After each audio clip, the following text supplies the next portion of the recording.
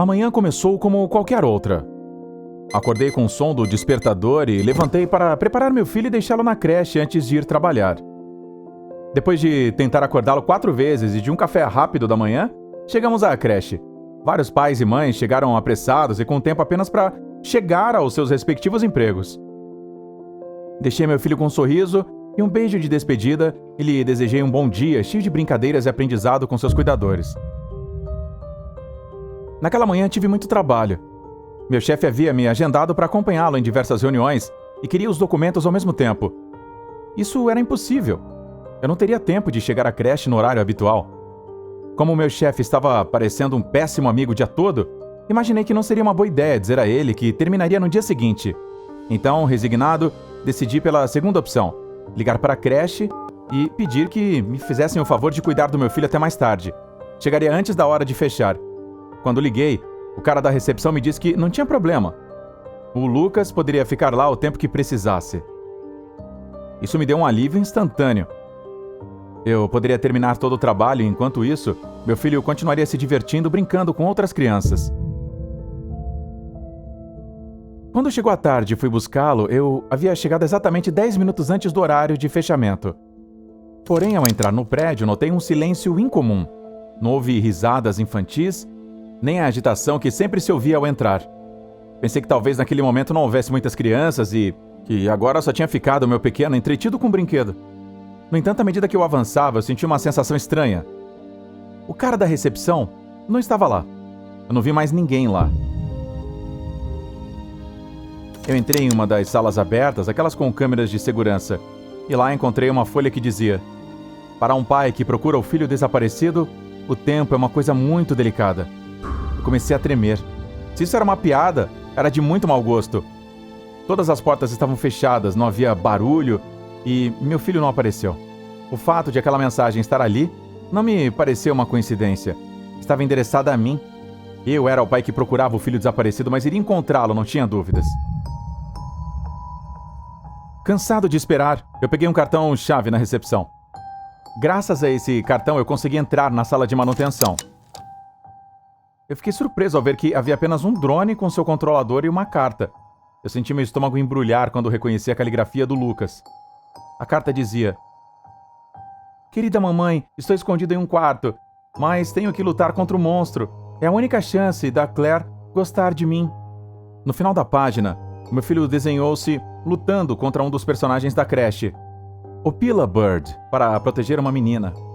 Eu não sabia o que pensar.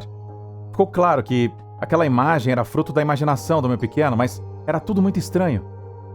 Coloquei a carta no bolso e peguei o drone ao meu lado para ver se isso me ajudaria a descobrir alguma coisa.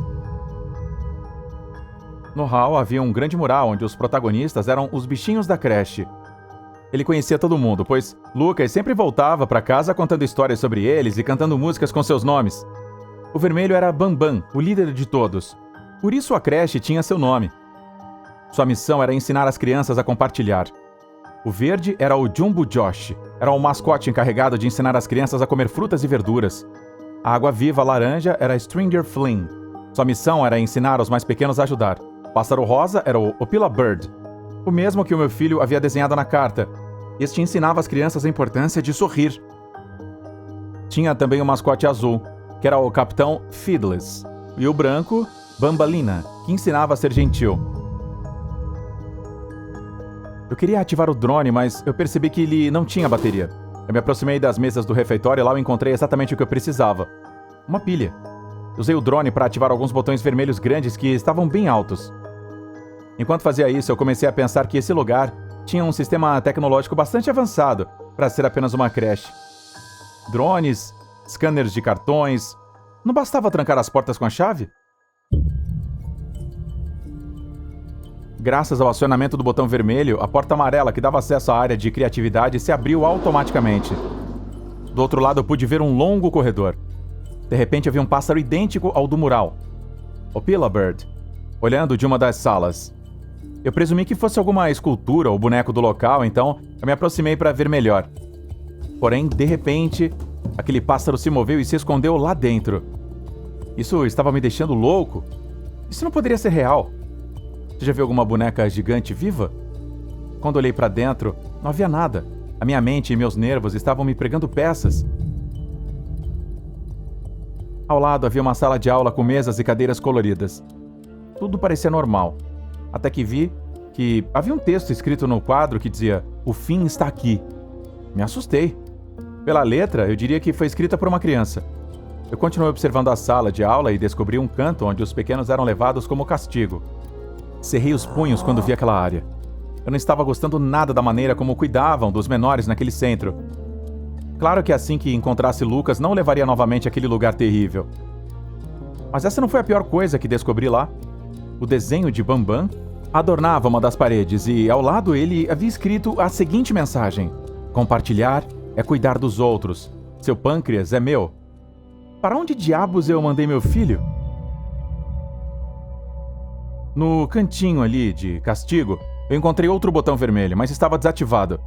Havia um sensor, mas não tinha cartão. Olhei em volta, mas nada apareceu. Saí para o corredor principal e ativei outro sensor. De repente, as luzes se acenderam em outra sala. Era uma enorme área de lazer, com árvores, balanços, um barquinho e uma estrutura gigante de madeira com escorregadores. Eu notei que em um dos cantos havia uma estátua de Opila Bird, ao lado de uma mensagem que dizia o seguinte: "A missão de Opila Bird está com muita fome. Alimente-o com 6 ovos para ganhar uma guloseima." Imaginei que seria um jogo para os mais pequenos, para que pudessem desenvolver as suas habilidades enquanto se divertiam. Ao lado da escultura havia acesso à piscina de bolinhas. Mas a passagem estava vedada com algumas tábuas de madeira. Alguém havia fechado. Eu sabia que era um absurdo, mas resolvi alimentar o passarinho com 6 ovos para saber qual era o prêmio. Não demorei muito para encontrar 5 deles. Um dentro do barco, outro atrás de alguns troncos, mas o último resistiu. Subi na estrada de madeira e de repente notei uma luz. Era um sensor que, quando ativado, me permitia encontrar o último ovo. Com a missão cumprida, voltei para alimentar o pássaro, e o prêmio que saiu de sua boca foi um cartão amarelo. Eu me lembrei rapidamente do botão vermelho na sala de punição. Então corri até lá e usei o cartão para ativá-lo. Com o drone, apertei o botão e de repente uma porta de uma espécie de armário se abriu. Dentro havia 2 coisas: um martelo e um bilhete que dizia: "Distração a 1." Eu não entendia o significado daquelas palavras, mas o que eu sabia era o que faria com aquele martelo: quebrar as tábuas de madeira da entrada para a piscina de bolinhas. Quando consegui chegar ao outro lado, encontrei uma sala enorme e escura, que tinha uma grande queda na parte inferior no centro. Isso não era parecido com uma piscina de bolinhas, e sim, se uma criança caísse ali, ela seria morta. Era tão profundo e escuro que eu não conseguia ver o fim daquele buraco. Eu virei para olhar e, bem perto do acesso, eu vi que tinha algumas manchas na parede. Pareciam pegadas de um pássaro gigante. Eu presumi que fossem apenas desenhos pintados na parede, como os outros. De repente, vi que havia outro sensor próximo a mim. Eu ativei e isso fez com que uma espécie de plataforma flutuante descesse do teto. Parecia uma forma de se transportar de um lado para o outro da sala. Não me surpreendia que tivessem fechado aquele acesso. Era super perigoso para qualquer criança. Se essa fosse a única maneira de ver se havia alguma pista do outro lado, teria que subir até lá. Então não hesitei e pulei no banco. Eu fiquei imóvel enquanto a estrutura me carregava lentamente. Quando cheguei ao outro lado da sala, vi um novo mural na parede com um enigma. Eu tive que selecionar a cor de cada monstro. Não foi difícil para mim, eu conhecia todos eles. Quando eu estava prestes a terminar o jogo, eu vi um bilhete no chão. Eu li em voz alta: "Eu só quero brincar na toca do passarinho, mas todo mundo deixa. Todo mundo faz festa sem mim. Mas a senhorita Mason me viu e foi embora. Estou com medo porque o buraco é barulhento e meus amigos gritam nele, mas o pássaro é engraçado." Por causa dos erros de ortografia escrita, eu percebi que era uma mensagem de uma criança. Voltei direto ao quebra-cabeça para terminar de resolvê-lo, e no final, um novo armário se abriu ao meu lado. Dentro havia outro cartão, desta vez laranja. Ficou claro que seria necessário acessar outra área da creche. Assim que eu estava agarrando, ouvi um grito. Eu me virei e pude ver um monstro gigante. Era o Opila Bird, e estava vivo. Ele vinha em minha direção, parado em uma das plataformas que o aproximava do lado onde eu estava. Meu coração começou a bater a 1000 por hora. O pássaro continuou olhando para mim. Eu tive que fugir de lá. Subi uma pequena rampa, e foi lá que eu percebi que havia outro botão vermelho.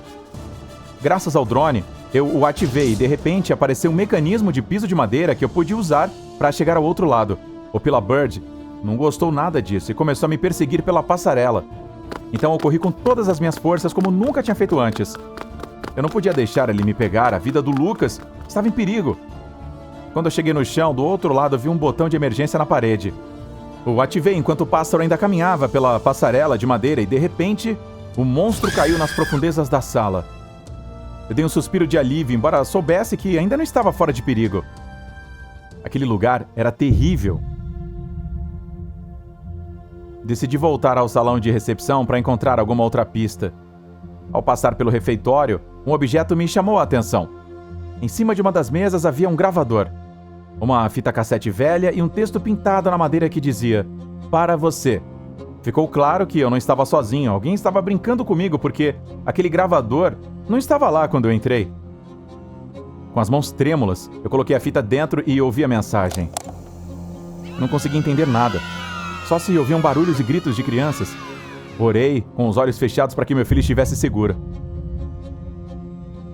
No final da gravação, eu corri para abrir uma das portas que ainda não havia atravessado. Havia uma pequena sala com uma grande televisão na parede. Ao lado, havia uma mesa com um computador. Eu me aproximei da mesa e pude ver que havia uma passagem de avião nela. A passagem era para o dia 23 de outubro de 2016 e estava em nome de um homem chamado Uthman Adam. O voo saiu da cidade de Montreal, no Canadá, com destino à Espanha, mais especificamente a Madrid. De um lado havia um código QR.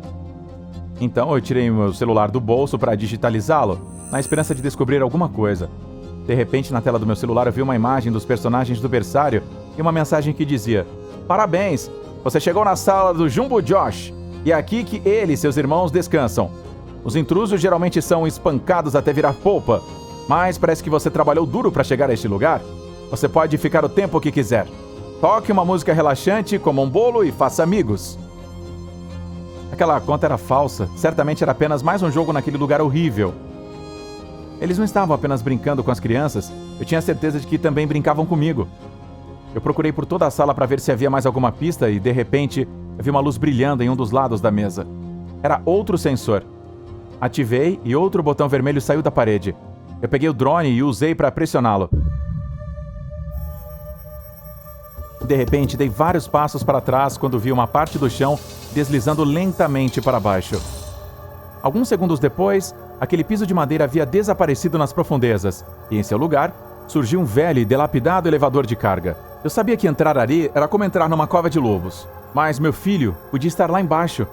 Eu não poderia simplesmente ir embora sem dar uma olhada. Sem me dar tempo para hesitar, eu subi naquele tipo de elevador e ativei o sensor. Lentamente eu comecei a descer. Eu vi como a sala onde eu estava acima da minha cabeça enquanto eu caminhava na escuridão. De repente, a empilhadeira parou. Eu olhei para todos os lados, mas eu não conseguia distinguir nada. Estava muito escuro. E alguns segundos depois, eu ouvi um gemido de algo que não era humano. Parecia o som de uma baleia. Um alarme começou a tocar muito alto. Eu não sabia o que estava acontecendo. Eu não podia fazer nada. Eu não conseguia nem sair dali. Mas eu não demorei muito para descobrir de onde vinha aquele gemido. Da escuridão, surgiu uma versão gigantesca de Jumbo Josh. Ele agarrou as barras do elevador enquanto me olhava, com aqueles olhos enormes que me tiravam o fôlego. Aquela fera estava tentando se pendurar na empilhadeira e, com seu peso, desabou e acabei caindo na escuridão horrível com ela. E aí, a gente continua? Conta pra gente aí nos comentários sobre a parte 2 se você quiser, e também como que continua essa história do Jardim de Bambam.